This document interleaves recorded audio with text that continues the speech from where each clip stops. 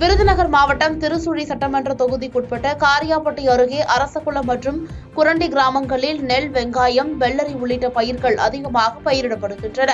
வைகை கால்வாயிலிருந்து திறக்கப்படும் உபரி நீர் குரண்டி மேல் கண்மாய்க்கும் அவியூர் கண்மாய்க்கும் தண்ணீர் வந்து சேரும். மேலும் அவியூர் கண்மாய் நிறைந்து அங்கிருந்து அரசகுளம் கண்மாய்க்கு தண்ணீர் செல்வது வழக்கம். இந்நிலையில் வைகை கால்வாயிலிருந்து கடந்த 3 வருடங்களாக குரண்டி மேல் கண்மாய்க்கு அதிகப்படியான நீர்வரத்து உள்ளது.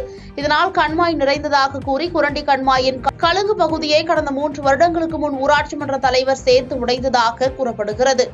கழுங்கு பகுதியை உடைத்ததால் முறையான கால்வாய் வசதியின்றி விவசாய நிலங்களில் கண்மாய் நீர் தேங்கி பயிர்கள் அழுகி நாசமடைகின்றன. இதனால் அரசகுளம் கிராமத்தில் சுமார் 50 ஏக்கருக்கு மேல் நெல், வெங்காயம், வெள்ளரி உள்ளிட்ட பயிர்கள் நீரில் மூழ்கி நாசமடைவதாக விவசாயிகள் வேதனை தெரிவித்துள்ளனர்.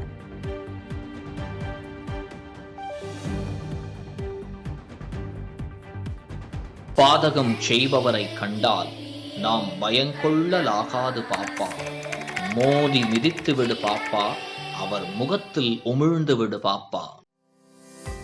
அண்மை செய்திகளை உடனுக்குடன் தெரிந்து கொள்ள இணைந்திருங்கள் இயம்நாடு தொலைக்காட்சியுடன்.